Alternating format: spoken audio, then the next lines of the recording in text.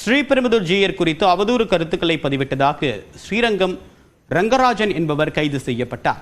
திருச்சி ஸ்ரீரங்கத்தை சேர்ந்த ஆன்மீக ஆர்வலர் ரங்கராஜன் நரசிம்மன் அவர் மீது ஸ்ரீபெரும்புதூர் ஜீயர் புகார் ஒன்றினை அளித்திருந்தார்.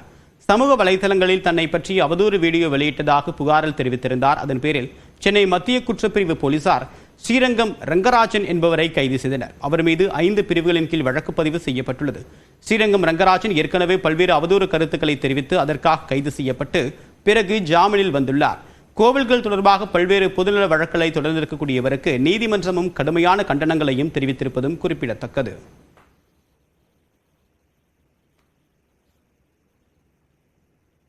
மக்களவை மற்றும் மாநில சட்டப்பேரவைகளுக்கு ஒரே நேரத்தில் தேர்தல் நடத்துவதற்கு அரசியலமைப்பு சட்டம் எவ்வாறு திருத்தம் செய்யப்பட உள்ளது விவரிக்கிறது இந்த தொகுப்பு. நாடு சுதந்திரம் பெற்ற பிறகு 1952, 1957, 1962 ஆகிய ஆண்டுகளில் மக்களவை மற்றும் மாநிலங்களின் சட்டப்பேரவைகளுக்கு ஒரே நேரத்தில் தேர்தல் நடத்தப்பட்டது. 1968 ஆண்டு பல்வேறு மாநிலங்களின் சட்டப்பேரவைகள் கலைக்கப்பட்டன. 1970 ஆண்டில் மக்களவையும் கலைக்கப்பட்டது. அதன் பிறகு மக்களவை மற்றும் மாநிலங்களின் சட்டப்பேரவைகளுக்கு தனித்தனியாக தேர்தல் நடத்தப்பட்டு வருகிறது.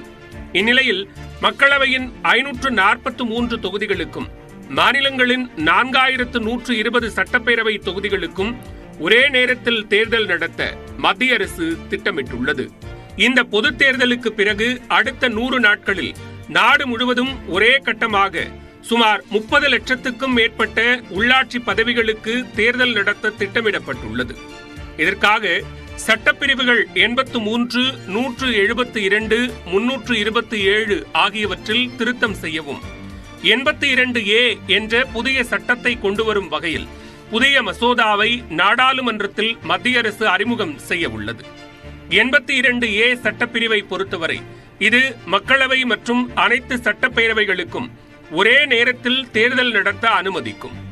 இந்த சட்டத்தின்படி 2029 ஆண்டு தேர்தலுக்கு பிறகு அமையும் 19வது மக்களவையின் முதல் அமர்வில் பொது அறிவிப்பு ஒன்றை குடியரசுத் தலைவர் வெளியிடுவார்.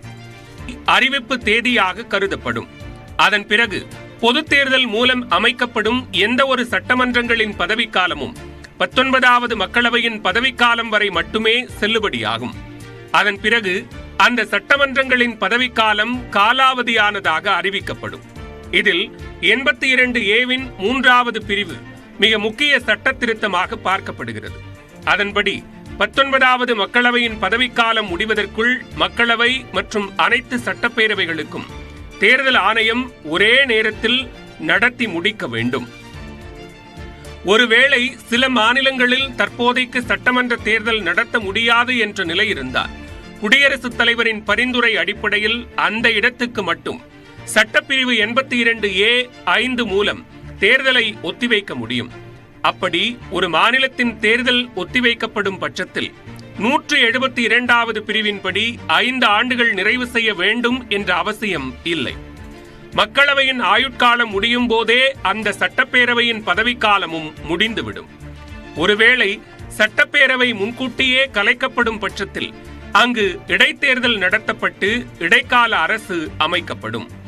அதற்கேற்ப 172வது சட்டப்பிரிவில் திருத்தங்களை மத்திய அரசு முன்மொழிந்துள்ளது. இந்த நடைமுறை மக்களவைக்கும் பொருந்தும் வகையில் சட்டப்பிரிவு 83இல் மாற்றம் செய்யப்பட உள்ளது. அதன்படி 5 ஆண்டுகளுக்கு முன்பே ஆட்சி கலைக்கப்பட்டால் எஞ்சிய காலத்துக்காக இடைக்கால மத்திய அரசு அமையும். மேலும் தொகுதி மறு வரையறையுடன் ஒரே நாடு ஒரே தேர்தலை நடத்தும் வகையில் சட்டப்பிரிவு 327லும் திருத்தம் செய்ய மத்திய அரசு திட்டமிட்டுள்ளதாக தகவல் வெளியாகியுள்ளது.